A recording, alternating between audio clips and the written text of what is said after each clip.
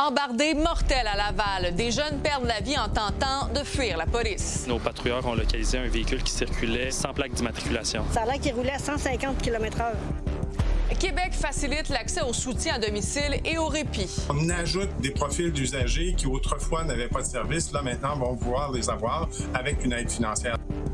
Aussi, ce soir, blessé au dos à l'entraînement, Félix Auger-Aliassime déclare forfait. J'arrivais pas à servir, donc c'est impossible pour moi de jouer au niveau que la compétition demande. Il est 22h, c'est l'heure de Nouveau Info.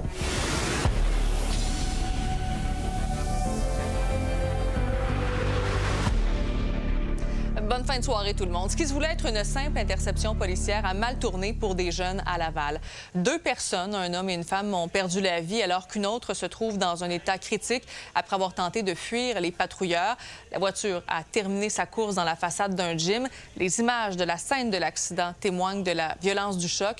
Juliette Poirot s'est rendue sur place. Ça arrive tellement vite, ça. C'est comme, tu te réveilles, tu fais un jump la nuit, puis oups, il est trop tard. On se sent tout à l'envers, là.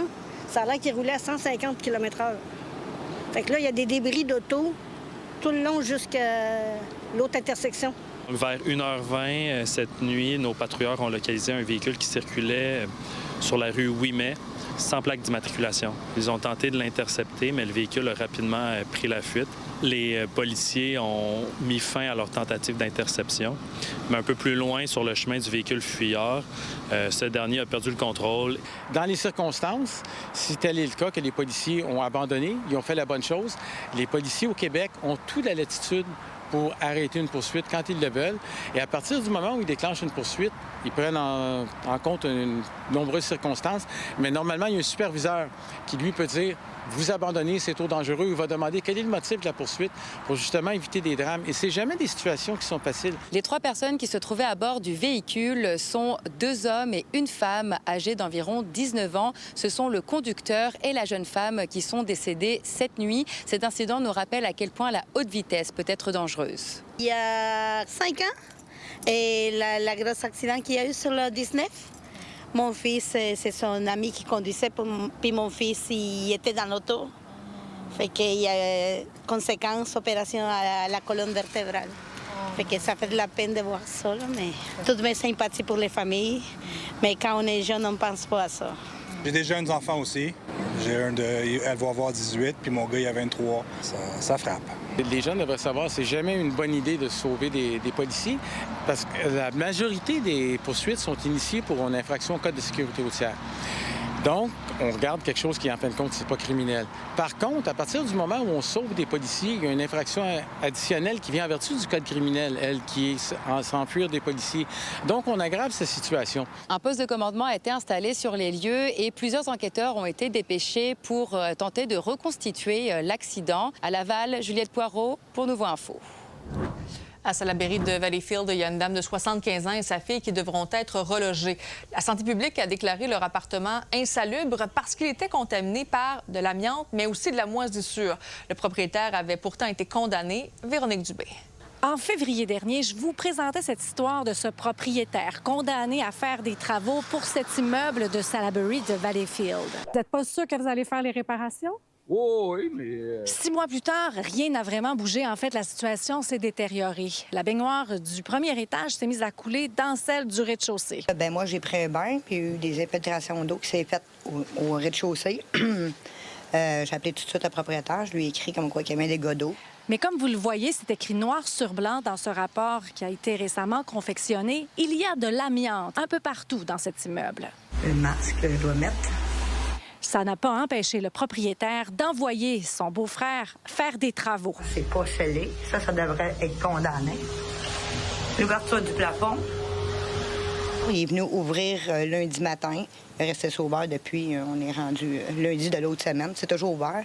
Et avec toute la poussière qu'il a laissée, les débris qu'il a laissés, moi, j'ai fait venir une firme de décontamination qui sont venus confirmer que c'était bien de l'amiante qu'il y avait dans les matériaux. Avec toute l'accumulation du stress, la locataire de 75 ans a fait un infarctus au cours des dernières semaines et sa psychiatre a confirmé que c'est en lien avec tout ce qu'elle vit à cause de l'insalubrité. Je suis pas au courant. Il y a quelqu'un ce matin qui est censé aller faire des travaux de plomberie. Qu'est-ce que vous me dites? Je suis pas au courant. quelqu'un qui devait aller faire des travaux de plomberie. Oui. Avec un confinement prévu au code de sécurité pour les travaux de construction qui comportent de l'amiante? Non, il n'y a pas d'amiante où est-ce qu'on a fait des travaux. Là. Donc, vous dites qu'il n'y a pas d'amiante? J'ai pas d'autres commentaires à faire. Là. Mais pourtant, j'ai un rapport, M. Bourbonnais, qui dit qu'il y a de l'amiante et que si vous... Ah, ça n'a pas de bon sens. Je ne sais pas pourquoi il agit de même, avec toutes les preuves qu'il y a. Mais voilà que la direction de la santé publique est inquiète pour les locataires et vient de déclarer l'immeuble insalubre.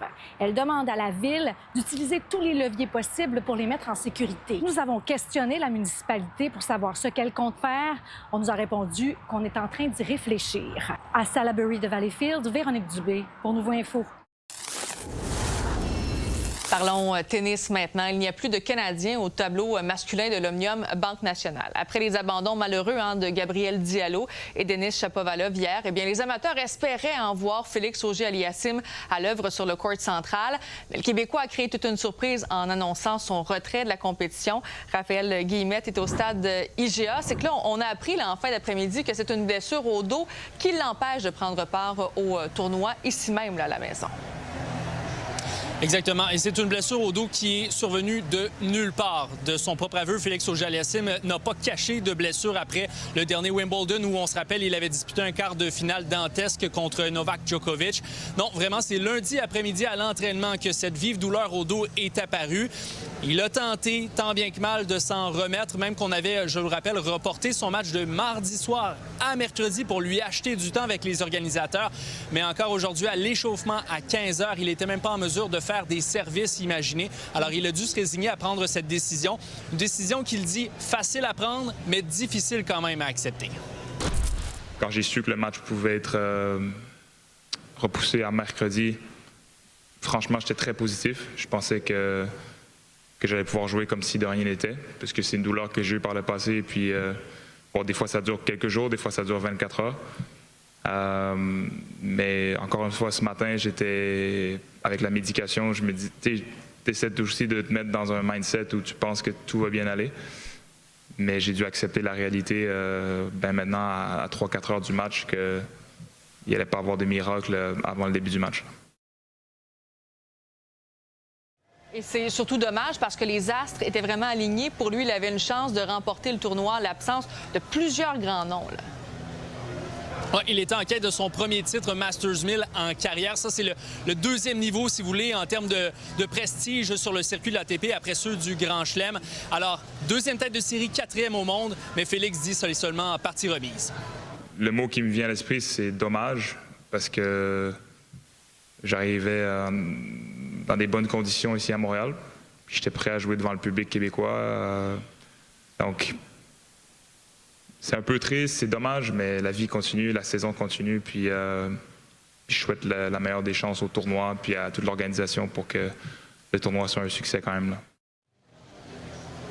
On a une petite pensée, évidemment, pour les organisateurs de l'Omnium Banque Nationale, parce qu'après 2 jours minés par la pluie, maintenant plusieurs abandons, dont ceux de nos Canadiens. Il y a aussi Alexander Zverev, première tête de série, qui a perdu aujourd'hui. Ça va pas très bien, mais c'est le moment de faire des découvertes pour les amateurs de tennis au cours des prochains jours. Vraiment, ça se poursuit jusqu'au 13 août. Raphaël, merci beaucoup d'avoir été avec nous. Salut, à bientôt. Du côté de Toronto, Leila Annie Fernandez a vraiment sauvé la journée. Elle n'a eu besoin que d'1 heure et 23 minutes pour avoir le dessus en 2 manches sur la Mexicaine Retana Zarazua, dominante en retour de service et efficace sur son propre service. Fernandez n'a jamais laissé le moindre doute qu'elle allait sortir gagnante de cette rencontre. La Lavalloise de 23 ans passe donc au 3e tour du tournoi. Sa prochaine adversaire sera la Russe Mira Andreeva vendredi. Une mobilisation s'organise pour éviter que le mythique circuit Saner en Montérégie disparaisse. La Ville envisage d'utiliser le terrain pour y construire une nouvelle école secondaire, ce qui suscite vraiment la grogne des résidents de Saint-Pie, mais aussi de la grande famille des courses automobiles, Marie Cassimard.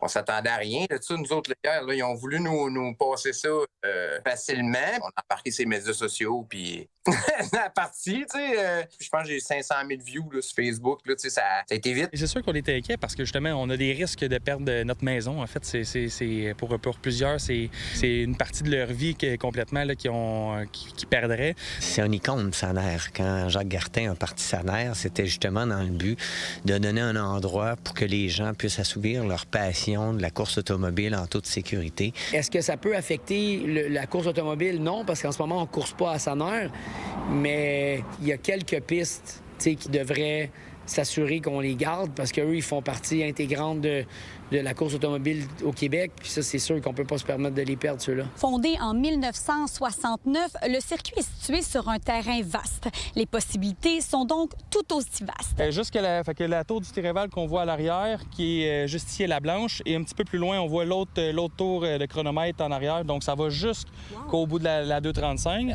On envisage notamment d'y construire une école secondaire. Saner est une école en soi. Est une école de pilotage, est une école de sécurité publique. On en a eu la démonstration aujourd'hui. Le circuit Saner sert aussi de lieu de formation pour les différents corps policiers de partout au Québec. Lévis, Laval, Longueuil, Québec, Deux-Montagnes, qui sont des villes assez loin de Saner, mais qui viennent rouler ici. On a la SQ qui est implantée à plus que plusieurs centaines de journées sur le circuit. On a le cégep de Saint-Hyacinthe avec les ambulances. Donc, on a vraiment déjà des formations. On a de la conduite hivernale aussi. Ma première voiture, je l'ai eu 9 jours parce que j'ai eu une sortie de route et puis j'ai été vraiment miraculé. Je faisais de la haute vitesse, puis c'était pas l'endroit pour le faire. Après ça, quand j'ai découvert des circuits comme Saner, là, je me suis dit, j'étais donc bien con de faire ça sur la route. Mais au-delà de toute l'histoire que Saner a pu amener, et a pu offrir à des pilotes comme moi de pouvoir faire du sport automobile, bien, c'est un enjeu de sécurité publique. Joint par courriel et téléphone, le cabinet du maire de Sainte-Pie, Mario Saint-Pierre, n'a pas retourné notre demande d'entrevue. À Sainte-Pie, Marie Castimard pour Nouveau Info. En pleine négociation, à 2 semaines de l'imposition de possibles nouveaux tarifs douaniers, bien Donald Trump insulte encore le Canada. On vous donne les explications au retour de la pause. Soyez là.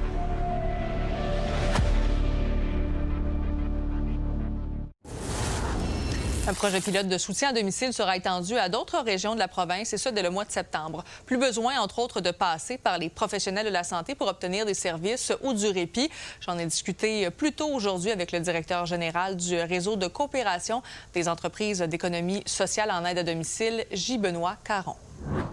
Bonsoir, M. Caron. Bonsoir. D'abord, c'est quoi la valeur ajoutée pour les bénéficiaires? C'est certainement l'accessibilité, la facilité d'accessibilité, c'est-à-dire qu'on évite les détours. Là, un citoyen va pouvoir communiquer directement avec l'entreprise d'économie sociale de son territoire et obtenir des services d'assistance personnelle et de répit directement. Et surtout aussi l'aide financière qui va lui permettre d'assumer une grande partie des coûts engendrés par la consommation d'une heure de service, par exemple. Mais là, on enlève quand même un intermédiaire, mais est-ce que les services vont tout de même quand même être supervisés d'une certaine façon? Absolument. Absolument. En fait, les services sont supervisés premièrement par les ESSAD. Il faut savoir que les ESSAD existent depuis une trentaine d'années, travaillent en collaboration avec le ministère de la Santé depuis 1996. Et aussi, chacun des projets, on parle de 9 régions, on parle au total, si on compte les 3 projets vitrines qui sont déjà en opération actuellement, au total 45 des 95 entreprises d'économie sociale qui vont pouvoir donner accès aux services. Chacune de ces entreprises-là, dans chacune de ces 9 régions-là, les projets se sont élaborés conjointement entre les établissements de santé et les ESSAD. On travaille sur ce projet-là depuis 2 ans, plus particulièrement depuis 1 an, là, directement dans l'opérationnalisation qui a précédé les 3 vitrines qui sont actuellement là, à Rimouski, Belleuil et Alma. Et bon, on le sait quand même, il y a une pénurie de personnel actuellement dans le domaine de la santé. Est-ce que ça va mettre plus de pression sur les entreprises, justement, qui fournissent les services? En fait, on l'a dit, on se prépare depuis 2 ans, donc on est loin de l'improvisation. Là, les moyens ont été déployés, des initiatives ont été prises. On a déjà 4000 aides à domicile qui, au cours des dernières années, ont été formées pour faire des services d'assistance personnelle, pour faire du répit. Et naturellement, tout le déploiement va se faire progressivement. Alors, notre plan, c'est d'avoir la main-d'œuvre nécessaire. On a déjà 10 000 aides à domicile qui sont sur le terrain, qui font des services d'aide domestique, des services d'assistance personnelle, de répit. On en a déjà 10 000. 4 000 de ces 10 000-là sont déjà formés. On en forme d'autres actuellement. Et le développement, c'est pour ça qu'on y va de façon progressive aussi. On doit avoir un équilibre entre l'offre et la demande, et c'est ce sur quoi on travaille. On a eu l'exemple des 3 projets vitrines qui se sont déployés là, dans les 3 régions qu'on a nommées tantôt, et dans les 3 villes qu'on a nommées tantôt, et à date, on n'a pas eu de problème là, pour avoir les ressources nécessaires. Il faut savoir aussi que nos services, les services dont on parle, ne remplacent pas le réseau public. Ils se rajoute. Alors, on ajoute des profils d'usagers qui autrefois n'avaient pas de service, là maintenant vont pouvoir les avoir avec une aide financière. Donc, c'est justement, vraiment mais c'est quoi la clientèle cible justement pour ces nouveaux services-là? Principalement l'aîné en perte d'autonomie et aussi les services de répit qui sont très sollicités. Les services de répit, bien entendu, sont offerts aux personnes proches aidantes qui accompagnent une personne en perte d'autonomie. C'est vraiment des services qui sont très présents et très sollicités actuellement. Et on a l'exemple des 3 projets vitrines qu'on a réalisés au cours des derniers mois. Monsieur Caron, merci beaucoup d'avoir été avec nous ce soir. Ça m'a fait plaisir, madame. Bonne soirée. Aux États-Unis, Donald Trump s'en est de nouveau pris au Canada aujourd'hui. Lors d'un point de presse, le président américain a qualifié le Canada de pays mesquin, tout en affirmant encore une fois apprécier les Canadiens. Il a ciblé directement le gouvernement de Mark Carney, qui l'accuse d'entretenir des relations difficiles avec Washington. Cette nouvelle sortie survient alors que les tensions persistent entre les 2 pays sur fond de tarifs douaniers et de renégociation de l'ACOM. We've been screwed by tariffs used against us for years by China, by Japan, by South Korea, by Germany, by everybody, by Canada. Canada's nasty. They are. They're nasty. People think Canada, they're nasty. People, I love the people, but they're nasty. Nasty leadership. And Mexico, they all did it to us. D'ailleurs, Mark Carney refuse de se prononcer sur l'issue des négociations qu'il qualifie de constructives, lui, avec Washington. Ses émissaires, dont le ministre Dominique Leblanc, ont multiplié les rencontres aujourd'hui, notamment avec le directeur général de l'Association des manufacturiers américains et 2 sénateurs républicains. Et on est à 2 semaines de l'entrée en vigueur des possibles nouveaux tarifs de 50 % que veut imposer le président Trump. Et de passage à Toronto pour de nouveaux investissements en matière de logement, il dit toujours croire dans le libre-échange. Lila Mouche. Le premier ministre Mark Carney refuse de se prononcer sur l'issue des négociations autour de la salve tarifaire de 50 % sur une partie de nos exportations. Dominique Leblanc est à Washington en ce moment et tente d'éviter l'imposition des nouveaux droits de douane prévus le 19 août. De passage à Toronto, Mark Carney a précisé que l'objectif du Canada demeure de convaincre les États-Unis. Le ton est assez dur. On va faire tout ce qui serait nécessaire dans la possibilité, s'il n'y a pas un accord le 19 août, avec des menaces tarifaires. Nous avons des options. C'est pas le moment de déclencher les options, mais on a des options, oui. Le Premier ministre n'a pas partagé plus de détails sur l'issue des négociations et non plus sur les options que le Canada possède pour faire plier les États-Unis. Abdul El Saïd emporte donc la primaire démocrate dans le Michigan avec une courte victoire de 1 %. C'est donc toute une élection pour les démocrates. Il y a au total 100 sièges au Sénat américain et les démocrates n'en détiennent que 47. On parle donc de cette primaire démocrate comme une bataille pour l'avenir du parti. Parce que El Saïd, c'est un social-démocrate et il y a un phénomène montant chez les socialistes démocrates aux États-Unis. On l'a justement vu avec l'élection du maire de New York, Mamdani. Là encore, cette élection de la primaire démocrate au Michigan a fait sortir 1,5 million de participants. Écoutons justement Abdul El Saïd après sa victoire. Whatever happens tonight, we have a responsibility to assure that we unite to make sure that Mike Rogers never sees the inside of the U.S. Senate. Le procès du Montréalais Luciano Fratolin, accusé d'avoir tué sa fille de 9 ans, s'est poursuivi aujourd'hui dans l'État de New York. Ce qui a été révélé, c'est que des traces d'ADN du père de famille se trouvaient sur un short près de l'endroit où le corps de l'enfant a été découvert. Des textos échangés entre la mère et l'accusé le soir du meurtre ont aussi été présentés. La femme souhaitait parler avec sa fille, mais le père lui disait qu'elle dormait. 4 ans après le meurtre de Nicolas Audet à son domicile de Saint-Isidore, la Sûreté du Québec a procédé à l'arrestation d'un suspect de 29 ans aujourd'hui. Étienne Gourde fait donc face à des accusations de meurtre au premier degré. La Sûreté du Québec indique que l'homme était dans la mire des enquêteurs depuis longtemps. Les policiers confirment qu'un lien existait entre la victime et le suspect, mais le motif du crime n'a toujours pas été dévoilé. Vous savez, c'est des grosses enquêtes comme ça, c'est comme un casse-tête. Hein? On reçoit des petites informations à gauche, à droite, et puis on doit se faire un portrait justement de ce qui est arrivé. Mais l'aide du public, les témoins qu'on a rencontrés tout au long de cette enquête-là, c'est ça qui nous a permis de culminer là, à l'arrestation de M. Gourde ce matin. En économie maintenant, le marché Good Food est en difficulté financière. Après un boom durant la pandémie, les boîtes repas livrées à domicile ont vraiment commencé à perdre en popularité. Tellement que l'entreprise montréalaise s'est donc placée à l'abri de ses créanciers. Le temps en fait de trouver soit de nouveaux investisseurs ou un acheteur. L'entreprise cumule une dette quand même de 29 millions de dollars et celle-ci doit être épongée d'ici mars prochain. Vous avez un sujet d'enquête à nous transmettre, une nouvelle vous fait réagir ou vous avez une histoire à partager, bien, je vous invite à m'écrire par courriel s.rivière@nouveau.info. Toujours un plaisir, bien sûr, de vous lire et de vous répondre.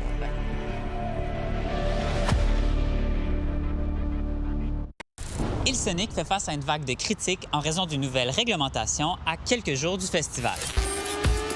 1 minute, je le sais, ça fait chier, je le sais. IlSonic. Do better. Ça a été annoncé mardi, les sacs doivent être transparents. La frustration vient surtout de la vie tardive du festival. Selon beaucoup d'internautes, ça peut être difficile de trouver un sac transparent et le commander en ligne, ça peut prendre plusieurs jours. Au début, certains sacs d'hydratation étaient aussi interdits, mais là, beaucoup de festivaliers ont été vocaux sur leurs craintes. Que le monde clairement dépend là-dessus dans les festivals où est-ce qu'il fait des chaleurs de fou. Ça fait des années que les gens amènent des backpacks comme ça. Donc là, IlSonic a fait marche arrière mardi soir et tous les sacs d'hydratation vont être acceptés. Il va aussi avoir une file pour les personnes avec ce genre de sac. J'ai aussi demandé une entrevue pour connaître le raisonnement derrière ce changement, mais ça a été décliné. On m'a répondu par écrit que les sacs transparents visent à faciliter les contrôles à l'entrée, à améliorer la fluidité et s'inscrit dans une pratique déjà adoptée par plusieurs grands festivals et événements d'envergure. Dans les réactions en ligne, il y avait aussi beaucoup de personnes qui étaient sceptiques que c'était un nouveau règlement, mais on m'a bien confirmé que dans le passé, on acceptait les petits sacs, même s'ils étaient opaques. Mais toi, t'en penses quoi? Tu veux-tu prendre un sac Ziploc ou commander en ligne? Bon, maintenant, ce qu'on va surveiller demain, il y a le premier ministre du Canada, Mark Carney, qui sera dans la région de Saguenay pour visiter, entre autres, une installation d'aluminium. Notre équipe, bien sûr, sera sur place. Il sera possiblement questionné sur les tarifs douaniers. On sait que ça impacte beaucoup, justement, la région du Saguenay-Lac-Saint-Jean. Alors voilà, là-dessus, passez une agréable soirée et nous, on se retrouve demain dès 17h.